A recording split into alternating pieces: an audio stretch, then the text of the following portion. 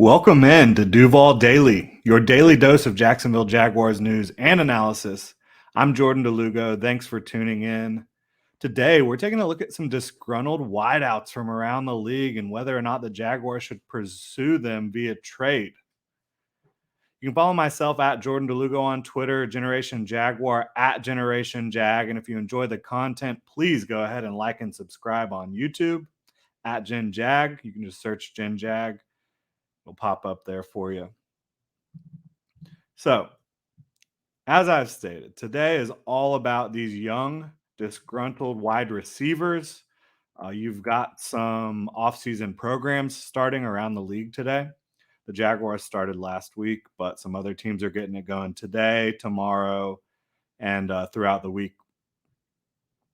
So, Terry McLaurin, Washington Commanders, Debo Samuel, San Francisco 49ers, A.J. Brown, Tennessee Titans, DK Metcalf, Seattle Seahawks. These are the wideouts that we are looking at today.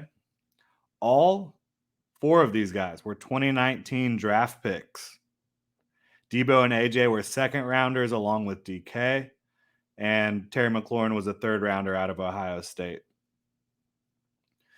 So, Terry McLaurin, according to Adam Schefter, he is reporting to voluntary workouts for the Commanders, but not participating in any on-field work this offseason.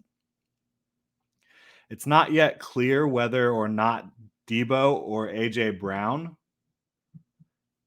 will report to their camps, but they aren't expected to participate in any on-field work either. So you've got Terry McLaurin, Deebo Samuel, and A.J. Brown all planning on not reporting, according to Adam Schefter. Or planning on not participating in camp in the offseason program.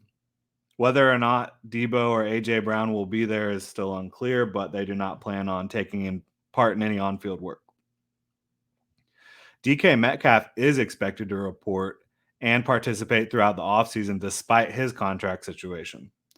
So even though he's looking for a new contract, he's still going to show up and do the thing. Like I said, all four of these guys were 2019 draft picks. So they're all in the same age range.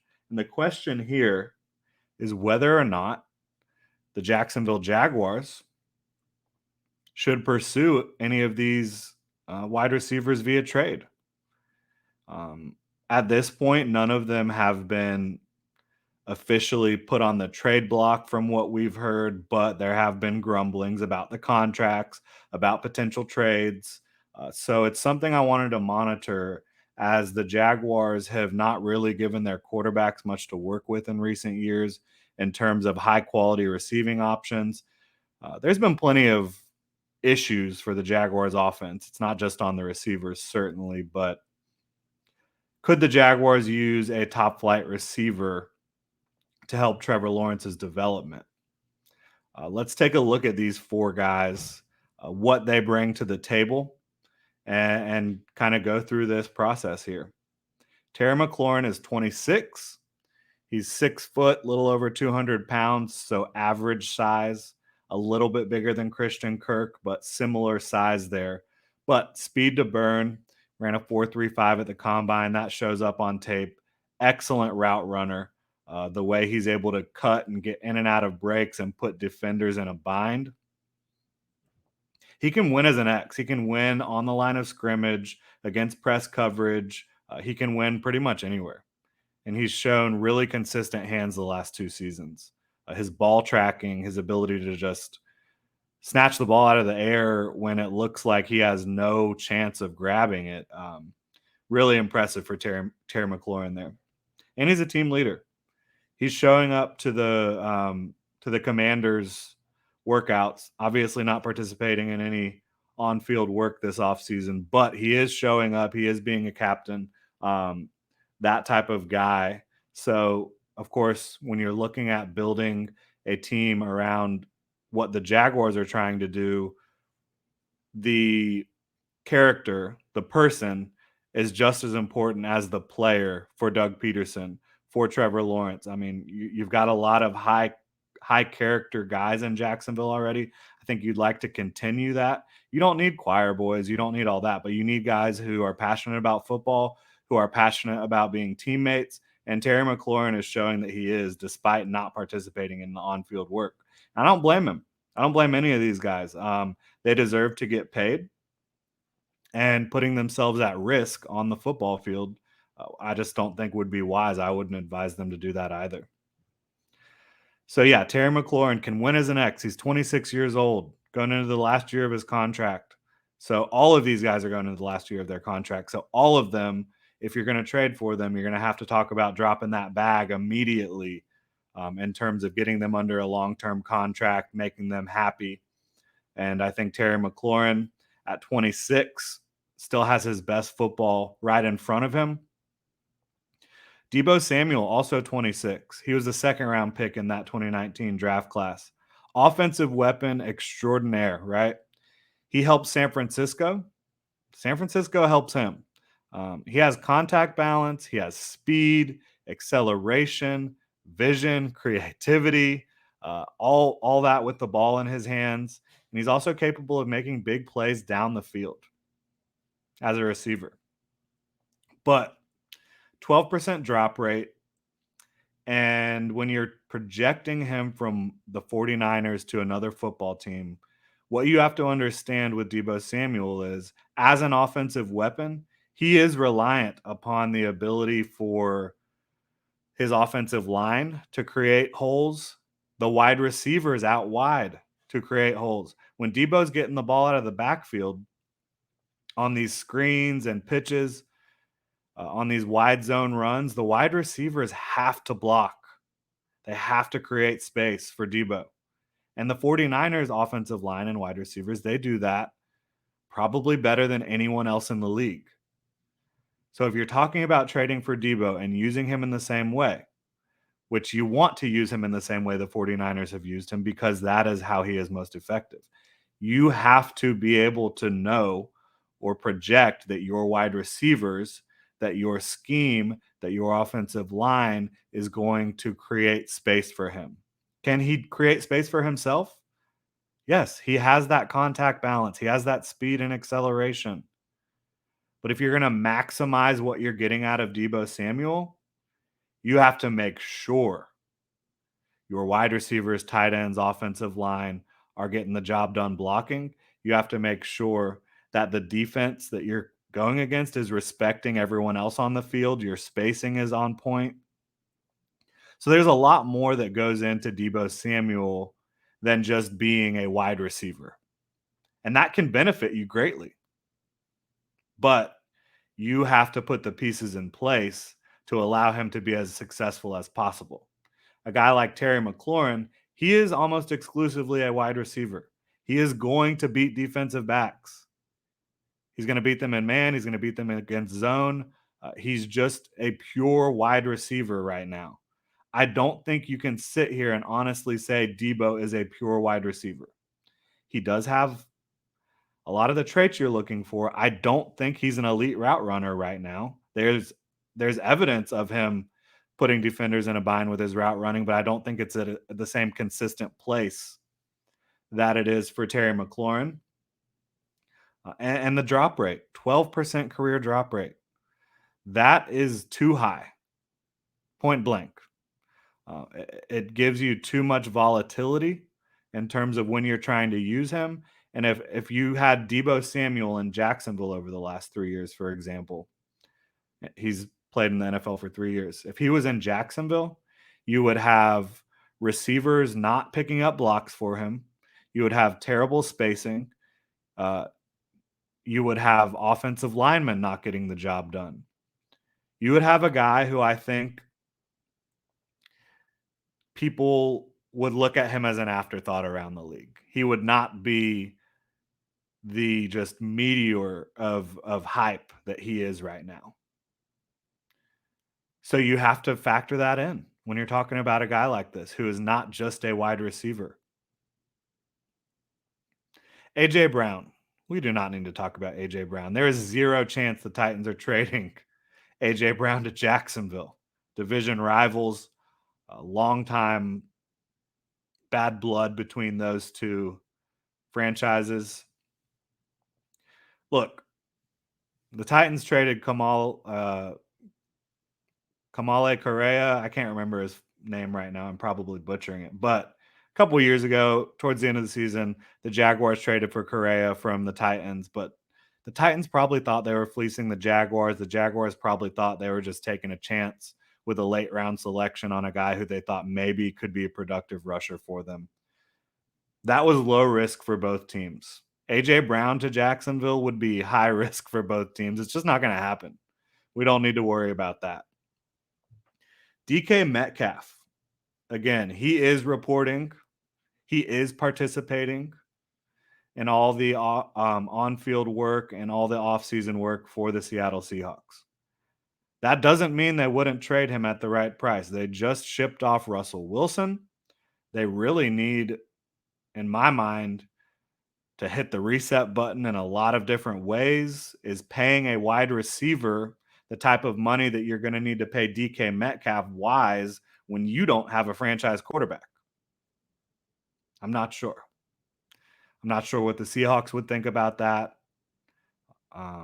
But DK Metcalf is 24 years old, an absolute monster. He is a physical specimen, man. There's not a DB in the league who can consistently match up with DK Metcalf and win. He's going to get you. He'll beat you deep. He'll use his physicality to win on the more shallow stuff. Incredible speed, incredible catch radius, incredible talent. And he's the youngest of this bunch, only 24 years old. He was younger than the rest of the guys in that 2019 class that we're talking about. The only knock I would really say, his hands were inconsistent until 2021, but they really improved. He only had 4 drops on, I believe, how many targets? 4 drops on 124 targets. So, yeah, better than anything the Jaguars have been putting out there by a long shot. And again, he has 4.3 speed. He is an absolute just freak of nature in terms of when you talk about 4.3 speed at 6'3" and 230 pounds. That just doesn't exist. He's got great explosiveness.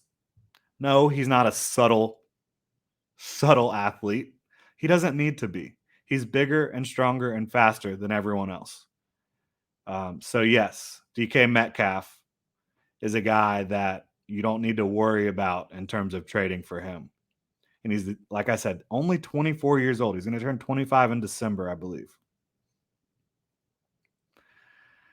So we've gone through Terry McLaurin, Deebo Samuel, A.J. Brown, who the Jaguars have no chance of landing, and DK Metcalf. Should the Jaguars attempt to trade for any of these guys? When, if they should, when should they do so? And at what cost? So, Debo Samuel, I think he is an A-plus version of what Laviska Shenault can give you.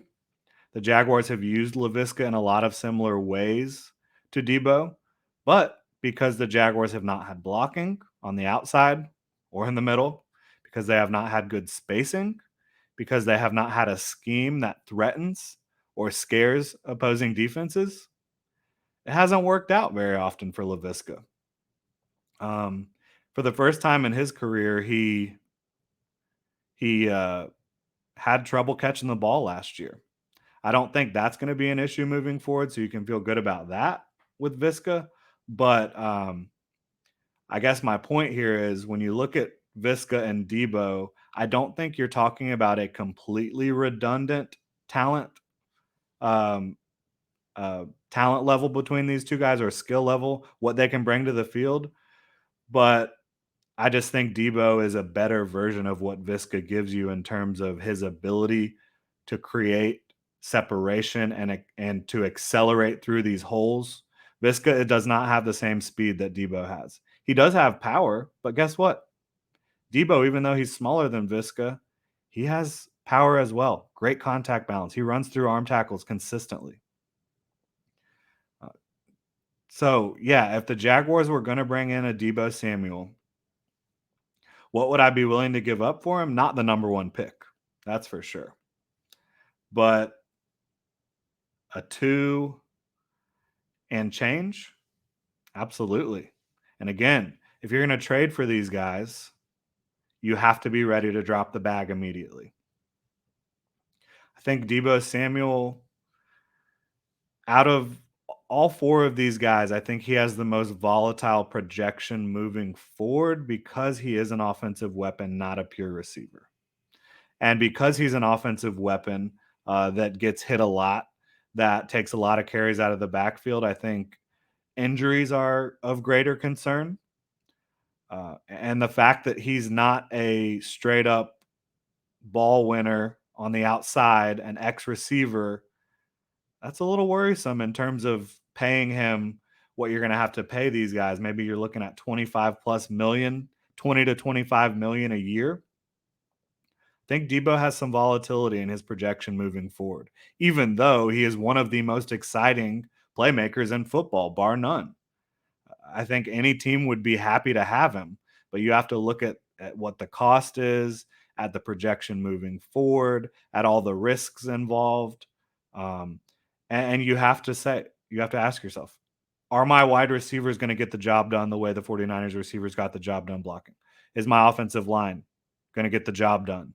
Am I going to be able to scheme this stuff up to where opposing defenses just can't key in on Debo? Because that's what they did against Visca when he was getting the ball on screens and such in 2021. Should Doug Peterson be able to do that? Yes. In terms of the scheme, he's an excellent schemer, play caller, offensive mind. But are the horses there to get the job done to make Debo the most effective he can be? I'm not sure. But what would I give up for Debo? I would give up a 2 and a 3, or a 2 this year and a 2 next year, but I would need to make sure again that blocking is on point. Is it gonna be on point? I don't know, but if they're going to trade for Debo, they need to make sure they feel that Doug Peterson, that Trent Baalke, that the rest of the coaching staff feels they can best use his skill set, because it is a unique skill set and one that you have to be creative to use to its full capacity. Terry McLaurin, I would honestly give up more for Scary Terry, than I would for Debo because he is that pure X receiver. Now, is he giving you the same excitement as an offensive weapon? No, and you don't want to use him that way. You want to use him as a pure receiver, as a guy you can line up at X, you can line him up at the slot, you can line him up at Z. He can win all over the field with route running, with speed, with pacing, with consistent hands. I think Terry McLaurin is one of the guys that is going to be a top receiver for the next few years in the NFL, at least the next few years. Again, he's also 26 years old. The Jaguars, they only have the first overall pick in terms of first round selections in 2022. You're not giving up the first overall pick for Terry McLaurin. He's just not that level of athlete, of specimen. Could you give up a 2, a 3, and a 2 in 2023? I would do that. Would the Commanders do that? I'm not sure. But I would give up a lot to go get Terry McLaurin. And when would I do that? I would do it before the draft.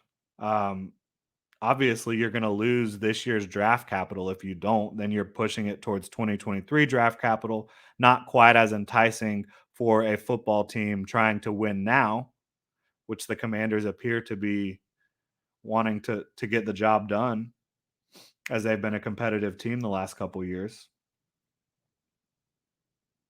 So yeah, I would trade for Terry McLaurin right now. If the Commanders were willing to do it for a 2, or 2 twos and a 3,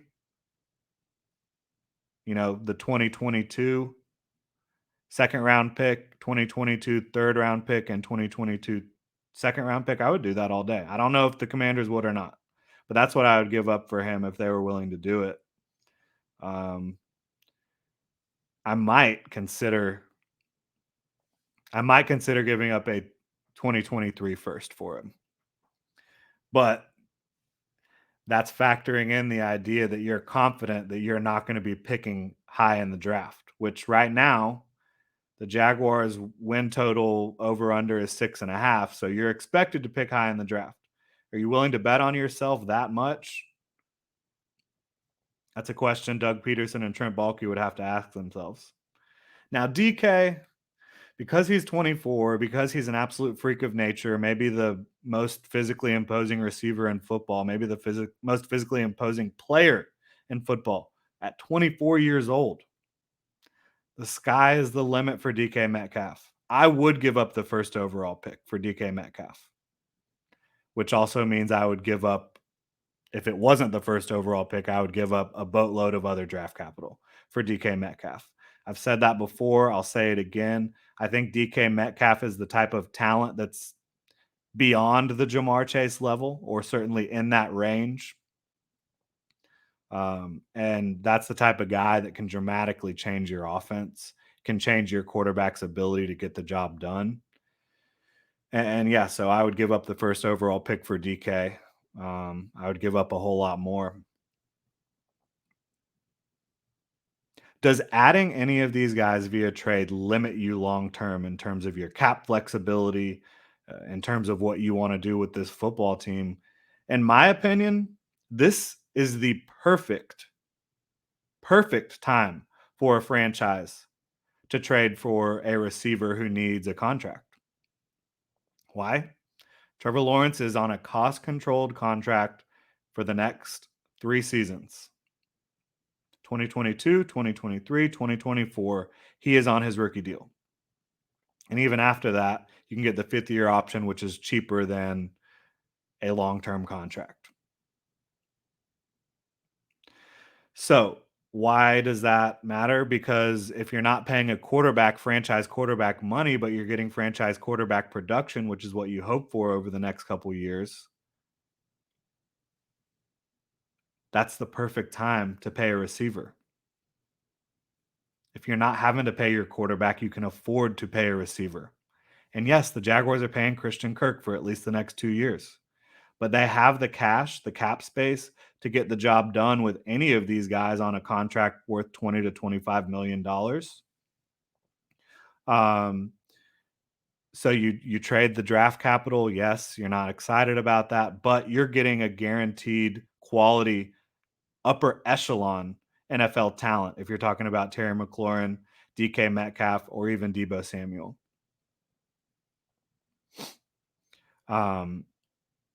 So no, it doesn't hurt you long term. You sign these guys to a 4-year deal with a 2 or 3-year out, and if you have to move on from them to pay Trevor Lawrence, you can do that. The Jaguars have a very healthy cap situation moving forward.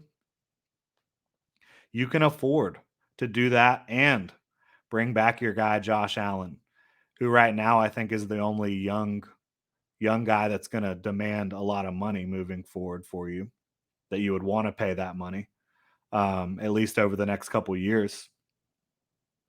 So yeah, the Jaguars should absolutely be on the phone, trying to land one of these guys. In my opinion, Christian Kirk's great. I like him a lot.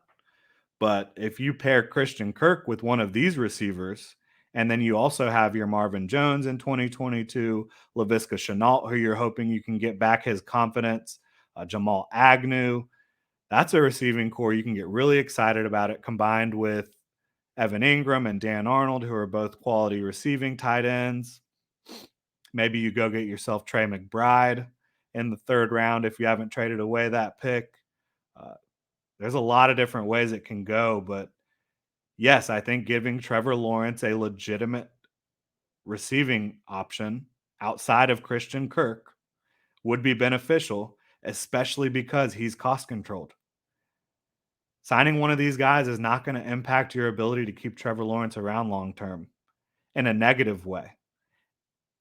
In fact, it would impact it in a positive way because you're giving him what he needs to succeed. If I'm Trevor Lawrence and the Jaguars are giving me Christian Kirk, Evan Ingram, and one of DK Metcalf, Debo Samuel, and Terry McLaurin in the same offseason, and Doug Peterson? Am I feeling like the Jaguars are supporting me? Hell yeah, I am. Obviously, after the first year in Jacksonville, I don't think that Trevor would feel that way based on what he saw last year, what he dealt with, all the distractions, the clown show. But if you flip that and you give him one of Terry McLaurin, Debo Samuel, DK Metcalf, Doug Peterson, and Christian Kirk, and Evan Ingram in one offseason, and Brandon Scherf, yeah, I think Trevor Lawrence feels good about the infrastructure around him in Jacksonville. If you do that, he might feel good about it now, anyways, because you have added talent, you've added a professional coach, a Super Bowl winning coach, an offensive mind, a former quarterback. Yeah, you've added all that. That's good, but you put it over the top with one of these guys. Bottom line. That's going to do it for this show. Thanks for tuning in, Duval. Make sure to hit that like and subscribe button if you're watching on YouTube, and check genjag.com for all the latest Jaguars news and analysis and Duval gear. Thanks again.